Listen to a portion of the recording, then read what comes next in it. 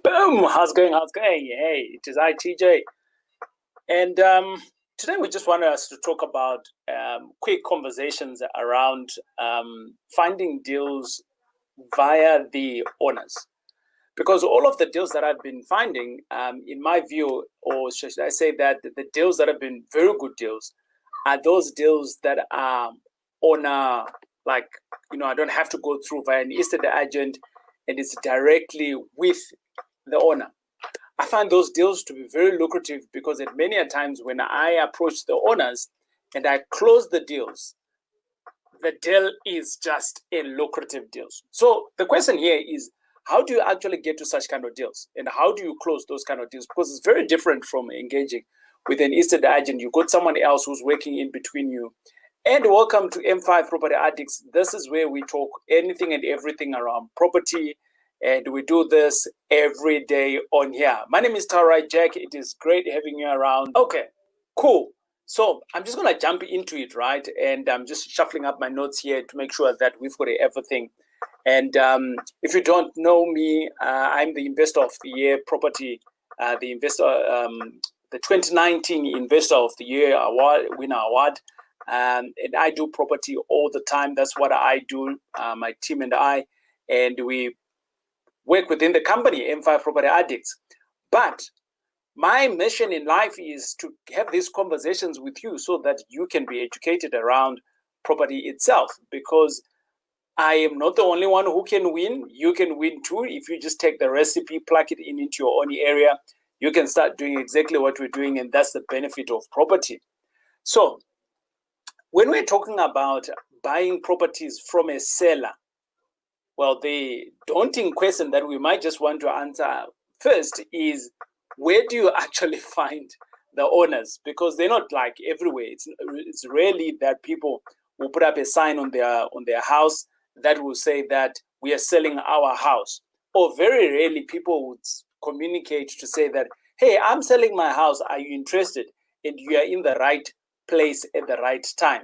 It has happened to me once or twice, and then I started negotiating. But I want to stress the fact that in all my career, most of my good deals, they have always been, I want to stress that out. They've always been directly with the seller. And I like those kind of deals because they just bring a different opportunity onto the table. And I want us to talk about these kind of opportunities. So let's unpack first of where can you actually find the owners, because that's the biggest problem. And I want to give you guys 3 tips of where you can actually find owners that are selling their houses or want to sell their houses, right? And how you can also do it. It is very easy. Anyone can do it.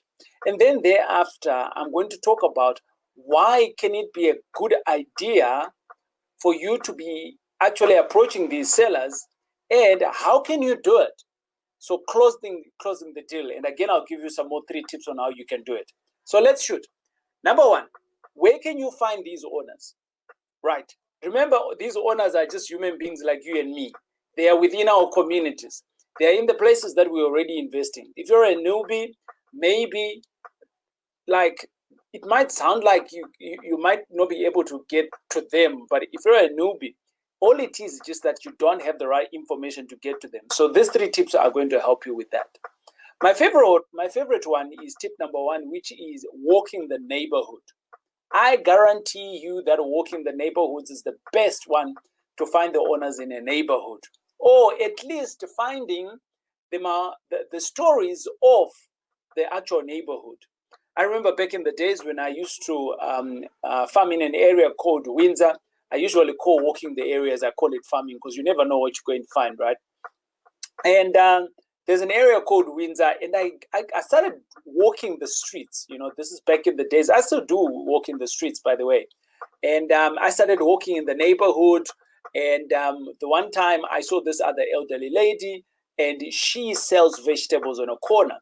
So I started having conversations with her. But you know what? I just didn't start having conversations of who's the owner of that property, who's the owner of that property. I bought her tomatoes. Obviously, when you buy her tomatoes, and now she's a sales provider and you're the client. And I started having conversations. The tomatoes well, like, look, was like maybe about 150 rand or something like that. And I started having conversations with her, and I started asking, so do you know, how long have you been here? She tells me that she's been selling there for the last 10 years. Now, is she a wealth in information by just sitting on that corner alone? Is she a wealth of information? Oh, Dad, yes, she is. So I started asking the question on a building that I was chasing after. And at that time, I wasn't even chasing after the entire building. I was just looking out for a one unit in it. And she gave me so much information. She told me how many times the council have come and shut down the water. She told me how many tenants have come in, have been gone in there. She told me that the property was once hijacked. She told me when it got built. She told me everything that I needed to know by just buying some tomatoes. So walking the neighborhoods and connecting with the local people is extremely valuable. Out of that, obviously, then you start to understand, oh, okay, are there gardeners in the areas? Who has been the long-serving gardener in the area? Most of those guys, they have direct numbers to the homeowners. Why? Because they normally scout for work there. Again, if you're asking for to speak to the gardener, it could be an old Madala or something like that. They are full of information, rich information that can help you. What are you looking for when you're having this conversation? You are looking to get to the contact of the individual. The one gardener tells me, hey, this house here, it used to be like, it didn't used to be like this. But what happened was that the father is now late. And the kids, the one guy is in the UK, the other one stays in the Cape Town. But I always call them and I tell them this is what's happening to the place and this is what's happening to the place. So what did I do at that time? I asked for the number and I said, well, maybe I can help them to sell their house if they want. But I didn't just talk about I want to buy the house. No, you don't do that, right? So obviously that's tip number one of how you can get it. Takes a bit of time, cultivating, walking the streets and things like that. The second one, which I also enjoy doing, is attending local functions. Every neighborhood has local functions, some form of local functions that happen. It might be a local function of funeral. Okay, fine, these days it's not a great idea to go to funerals. But I'm not saying that all you just need to do is to pitch up to a funeral. I'm not saying that. What I'm saying is, let's assume you now have a property in the neighborhood and you're now beginning to know the local people. And then you hear that there was a funeral, right? You attend, right? If you attend, you connect. Obviously, those people, it's not just going to be the relatives that are going to come in, but it's going to be people from the neighborhood, the next door people, the one from down the street. And that's how you connect. The more you connect with the local people, the more you are connecting to who's who in the neighborhood, right? There might be other functions, children activities. There might be a club in the area. Again, you can join those and you can start knowing who actually stays in the neighborhood.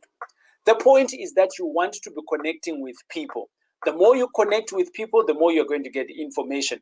The more information that you're going to get, the more you are going to sift out the relevant information that you need. All right. Tip number 3. Right. Tip number 3 does not involve you connecting with people directly, but at some point it's going to involve you with connecting with people.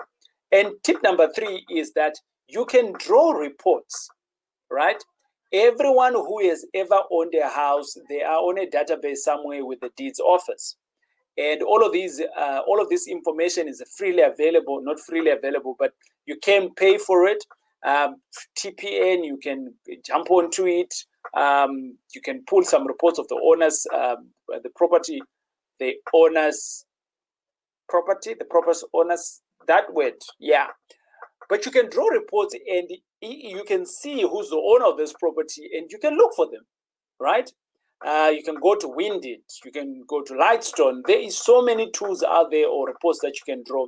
But the moment that you have drawn those reports, obviously now you need to have the conversation. I am maybe like a 40-50% of the people that are on the database. Like back in the days, I had my one number that I had, my cell phone number, right? From the time I bought my property that I am living in now, it's still the same number. However, people change numbers. So you might draw a report and you might get a ghost number, right? It's very possible. But the point is that at least you now know the name. So but the next time you're going to be approaching the house, you can approach the house and saying, hey, I'm looking for John Ben. Is John Ben around? And then if there's a caretaker, if there's tenants on the property, they can give you some reference on who John Brown is. Okay. I hope those 3 tips can be of value to you.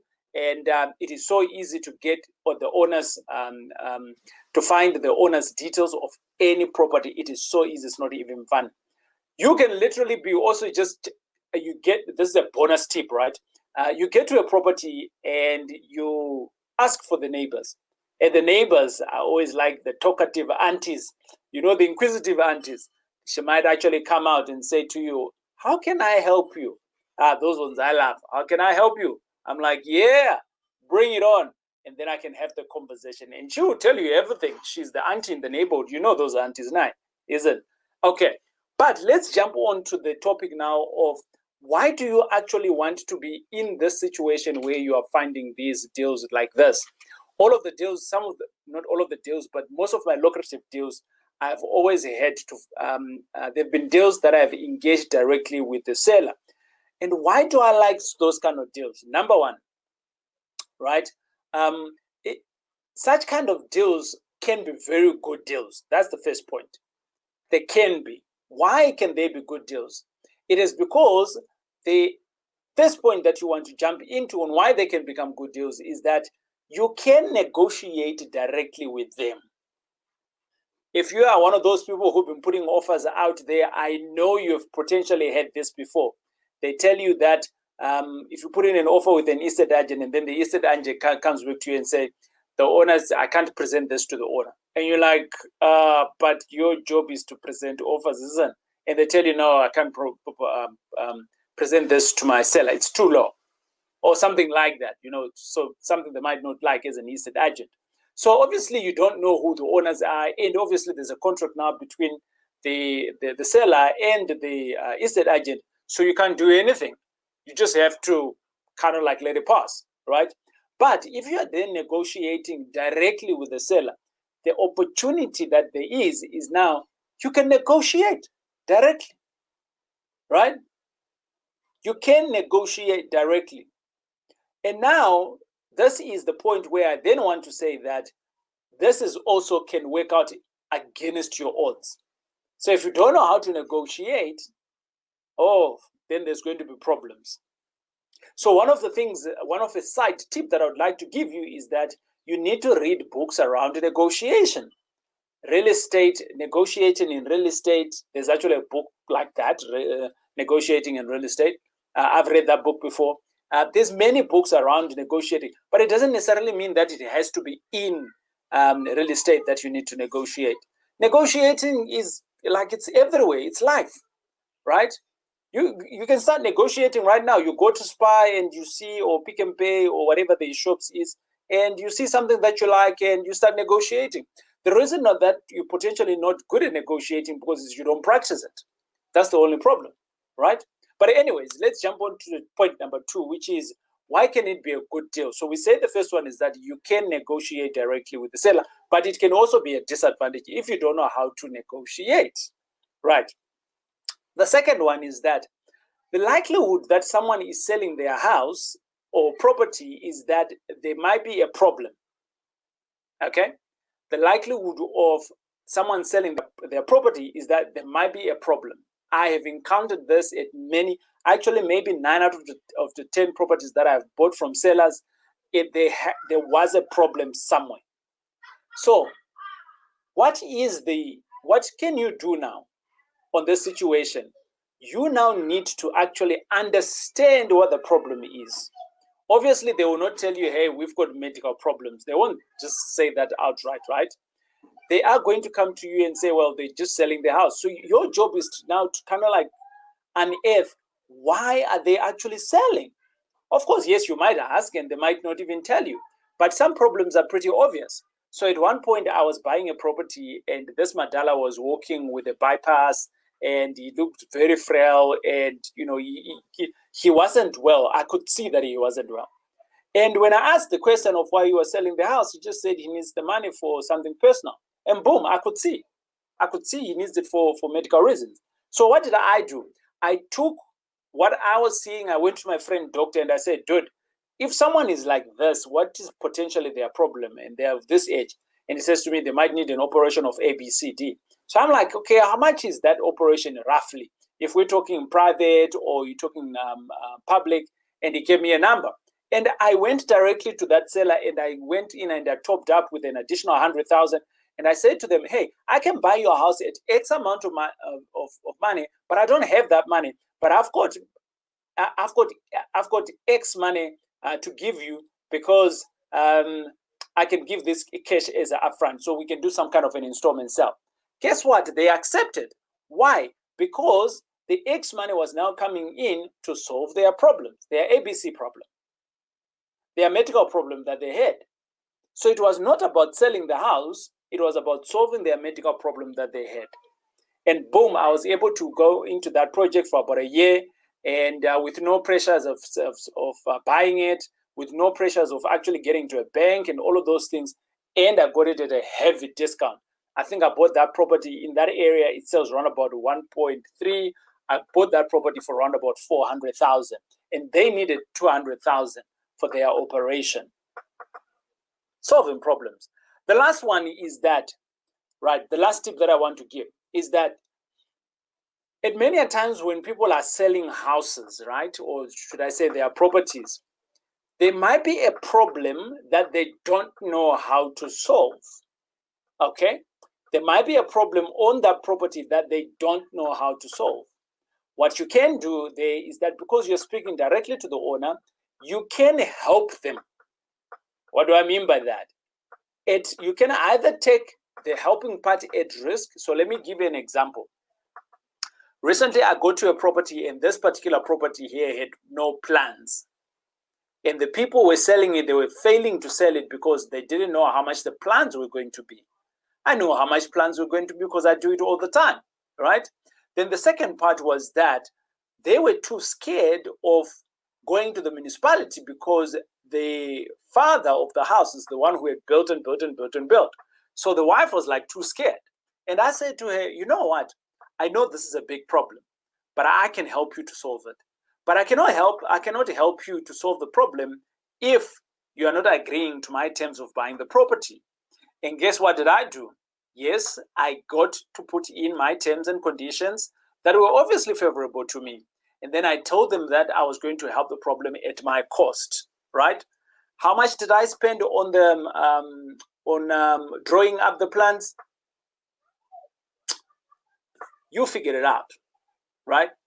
It wasn't much, but I was able to solve the problem. Whilst you're helping other people, you can also be helping yourself. And this is where I think a lot of us miss it. Whilst you're helping other people, you can be helping yourself. And I'm hoping that these tips here have been able to help you. I think you can. But if this is too complicated for you, it's okay. I understand. It can be too complicated. And if you're not in the game every day, it might be a little bit complicated. Yeah. So what I'm going to do here is I'm going to tell you that actually tonight, right, we have started fundraising, and we are fundraising, and we want to fundraise a minimum of 20 million by December. And if you're one of those people that are like, you know, TJ, what you're talking about, yes, I like it, but I can't do it, then you're one of those people that are potentially where you and I, we can partner up, we can or you can invest alongside us. And out of that, you can reap the rewards of passive income. So everything else that I was talking about, you don't need to do. I'll continue doing it. And over and above that, how do you get involved? You invest alongside us with a minimum of 100,000, and you get to own the same properties without having all of these things that I was talking about. And my team and I, we get to do that. And if that is you, in the link below, you can literally connect in here. And, you know, property is not for everyone.